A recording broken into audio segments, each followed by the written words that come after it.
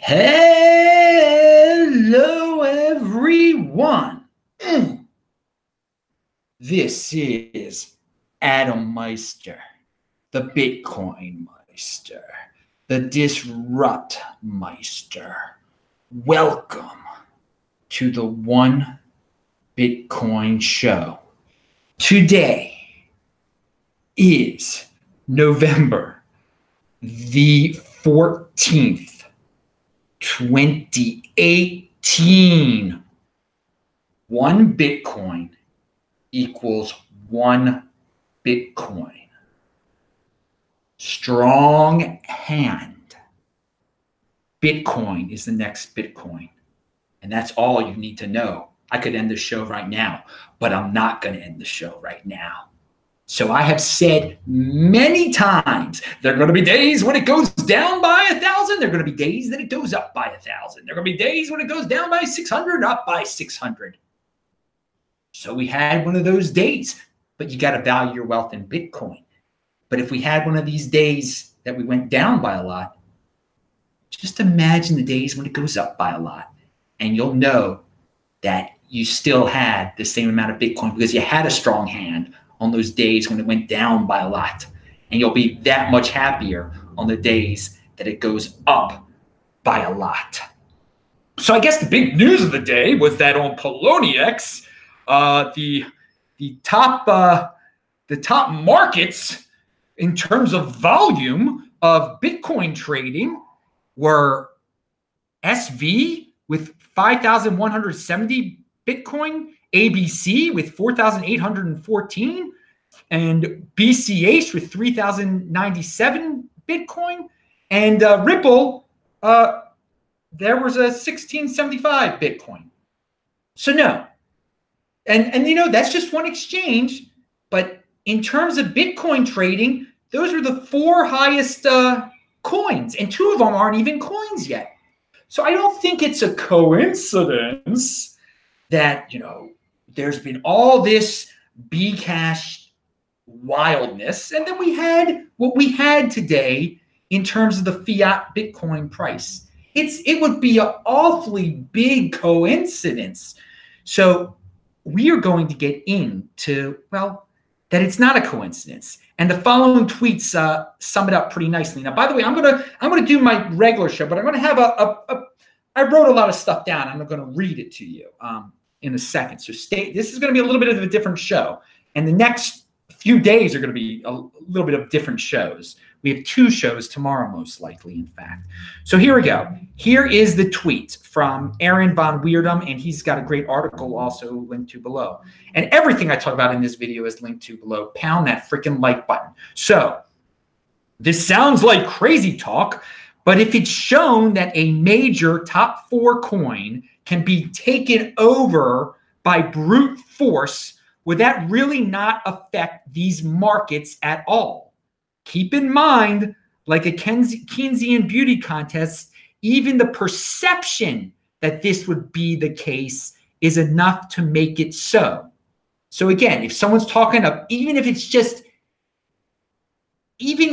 not going to be taken over by brute force, if someone out there is bringing that negativity and constantly repeating it, and all these other people are constantly repeating it, then yeah, people are going to take it seriously. It's going to affect their psychology, and they're not going to want to be around crypto if there's such negativity, and they're going to want to be out on all their coins, not just the one that might be taken over.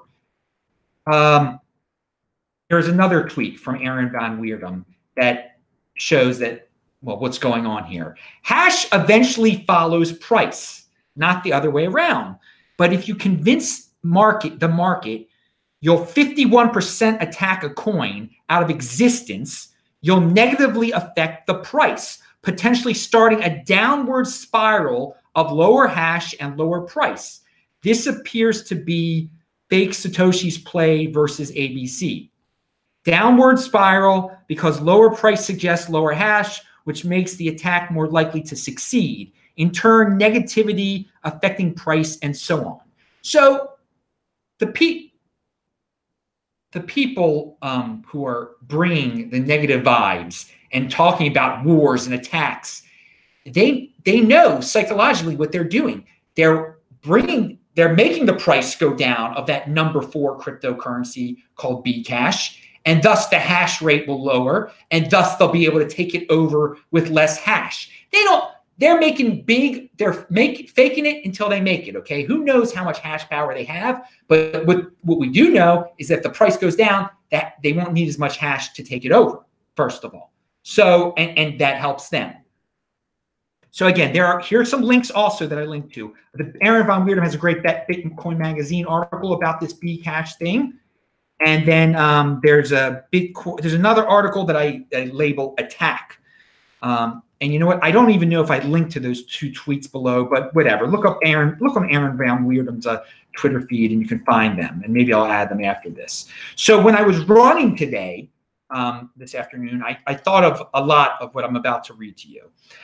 This is a day we celebrate becoming even more of an elite group of strong hands.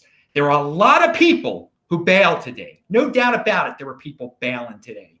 But if you stuck around and you had a strong hand, you're even more elite than before. You're a long-term thinker. Think of it that way, because there's always a positive spin. You know, people can bring up negative aspects, and you can show them the positive aspects of things. So people's natural reaction is to panic when they hear that war and attacks are planned, and the attacks could eventually be against Bitcoin. Not everyone can keep up with every detail, and just the word war can scare enough people off. Outsiders and people on the border of crypto don't think one person, or didn't think that one person can destroy a crypto. Since one guy is claiming it in a most profane and boastful manner, it is freaking people out about all cryptos, even Bitcoin. Because again, people got into cryptocurrencies. They didn't get into cryptocurrencies because they thought, oh, wait, someone can just destroy it and make all these proclamations of war. I don't want to be in this anymore. And you can see logically why people who don't understand all this, people who don't follow this closely, are going to be freaked out by all of this. But again, that's why you have to be calm and a long-term thinker and analyze the situation and not get freaked out when other people get freaked out. And when you see dollar reactions to this, when you see the dollar price going in, you got to understand that you still have the same amount of Bitcoin. You value your wealth in Bitcoin. And the reason why the dollar price is going down, you got to understand it, because there is a wild amount of negativity and uncertainty in the space. But again, you've got to be able to block that off. And it's unfortunate that such demagoguery and negativity is being infused into the community. It will pass. Strong hand, baby. Those who bring these negative terms and vibes understand the psychology of people. They know how to instill fear and create panic. They know about destruction. Do they know about productivity, though? There have been other forks and altcoins. Like them or hate them, they produced. They were not about destruction. Imagine a space dominated by destruction. How long would that last? Demagoguery is for the impulsive. It is not a long-term solution. Come follow me. We will destroy all altcoins. Let's be a mob. You can keep on destroying. No, productivity beats destruction. I want to be with productive people, not people who destroy. I think that is what the modern world is based around. I know how to block off destroyers. Not everyone can ignore them, though. Some, in fact, will fall into line behind them. Productivity always outlasts destruction, though. I have always said this. This is not there are no wars. People always like to talk about wars in cryptos, that there are no wars in cryptos. Yet now we have people in the space wanting wars. This is very short-sighted. If you destroy everything, then what is left? And if you attempt destruction and fail, you won't have too many people willing to be productive with you in the future. But most likely, you're not a very productive person anyway, and you're not much of a long-term thinker either. Dream killers are not productive. I encourage people's dreams. You all know that. I know people can create. Achievement is something to strive for. This space is constantly innovating, creating. It is filled with dreamers. It is where the big boys play. So destroyers can enter and try to create havoc, but it is not sustainable. If you say forks dilute and destroy Bitcoin, then you don't get Bitcoin. Bitcoin is the next Bitcoin. The rest are complements, especially the straight up friendly fork crypto dividends. There is a positive side to additions, and I stress the word additions to this world. Subtractions can be good at times, but they are often bad. Destruction for the sake of destruction is sociopathic. Let's remember a forker, okay? Rhett Creighton, he got a lot of flack. He did not try to destroy anything. He kept producing and experimenting. If you know you are the best out there, then bring on the competition. And that's what we say in Bitcoin. We're the best. Bring on the competition. If you want to destroy the competition so you can be the best, then what does that say about the confidence in your product, the confidence you have in your product, that you have to go destroying other products? Okay? If you have confidence in your product, you say, bring on the competition, bring it on, because we're the best. We welcome the competition. If you're not too confident, you try to sabotage the competition. You try to kill the competition. People want to destroy ABC and Tether. Those are two examples in the last month or so. Some people want to destroy Bcash ABC. Some people want to destroy Tether. Why? Seriously, why? What good does it do? If you don't like them, then ignore them. Build a better alternative. Does McDonald's try to burn down all the Burger Kings? Do they? Does Ronald McDonald go walking around trying to burn down every single Burger King? Okay. Intermission from the rant. Again, Thursday, there are going to be two shows. There'll be one at 9 p.m. Eastern and at 3 p.m. Eastern, noon Pacific. There are going to be some special guests on them tomorrow. That's Thursday. Friday, This Week in Bitcoin is at 11 a.m. Okay? And like I said, yes, tomorrow one of my guests will be Zach Bowl. And on Fridays, 11 a.m., This Week in Bitcoin show.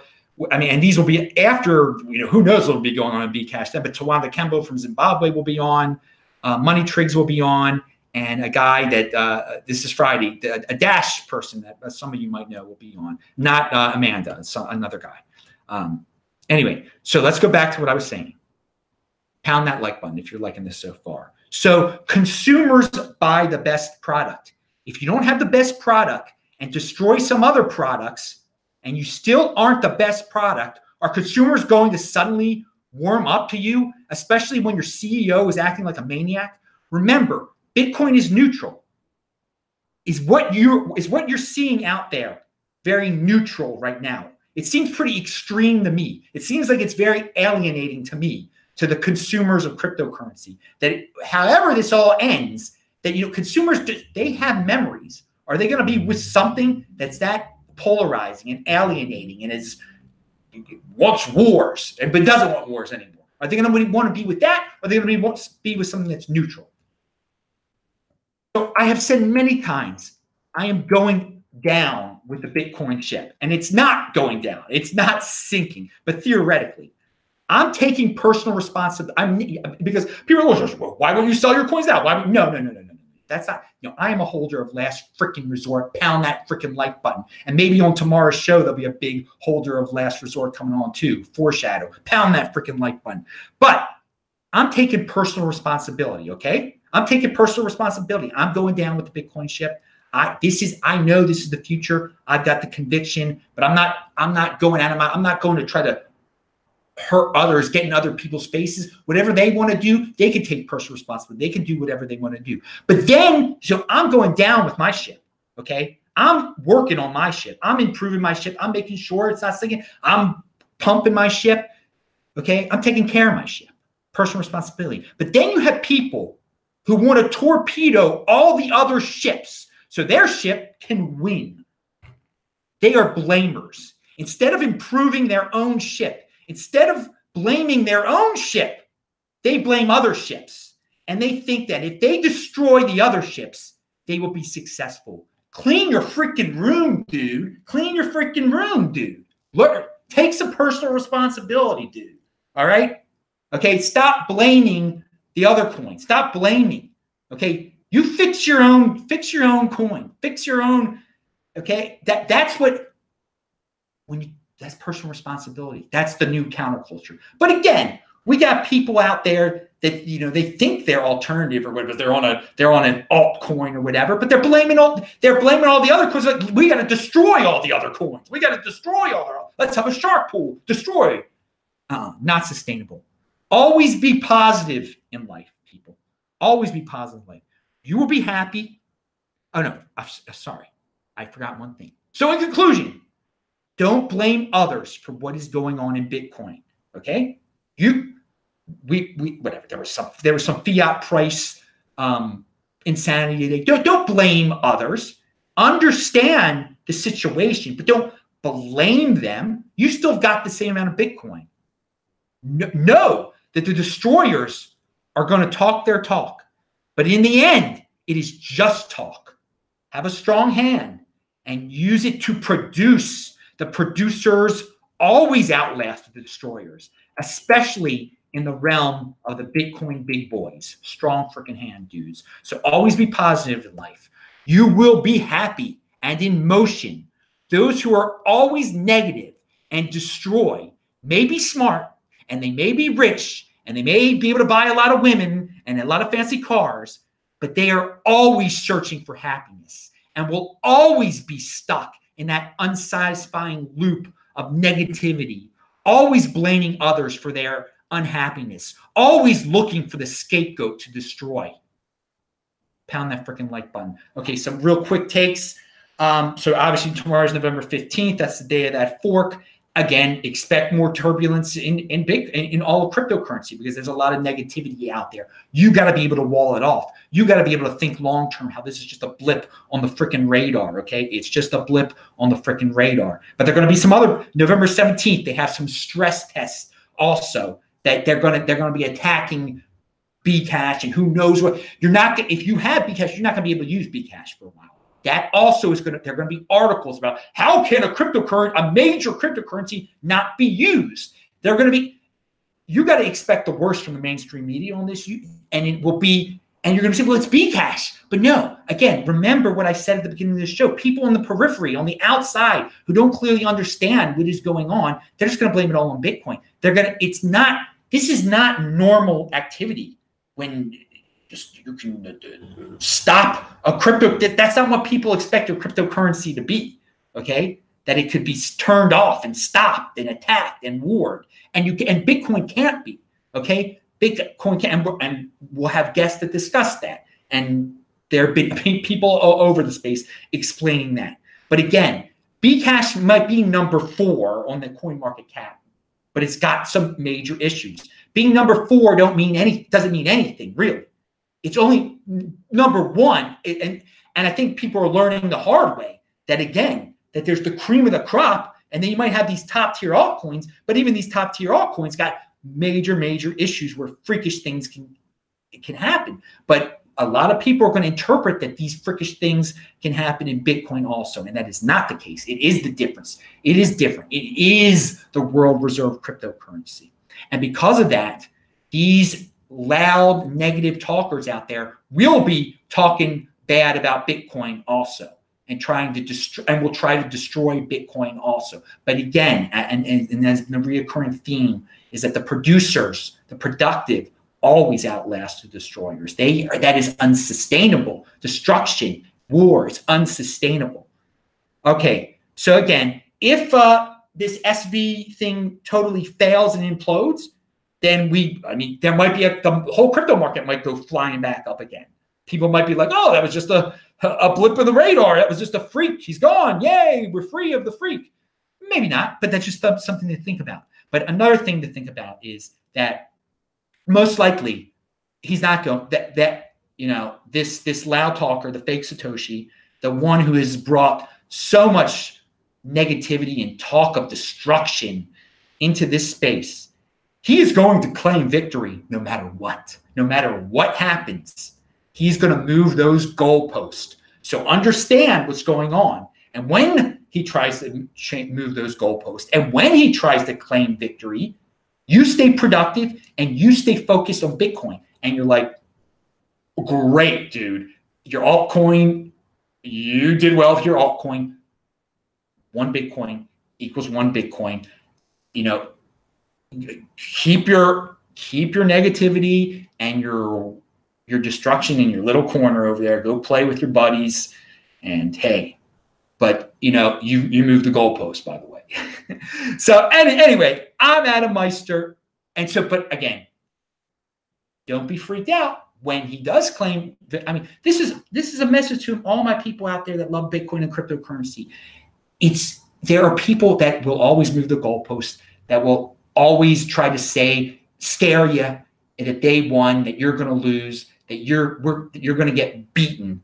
Just rub it off. Understand it's moving of the goalpost. It's lies and it's destruction, and that you are a positive individual. You don't want to be around that negativity, and you're going to keep it up, because in the end, you will be happy and you will be a long-term thinker, and you'll know that, you know, today might not seem that great, but I'm a positive person. The next day will be better. The next week will be better. The next year will be better. The 2020 halving will be better. Pound that freaking like button.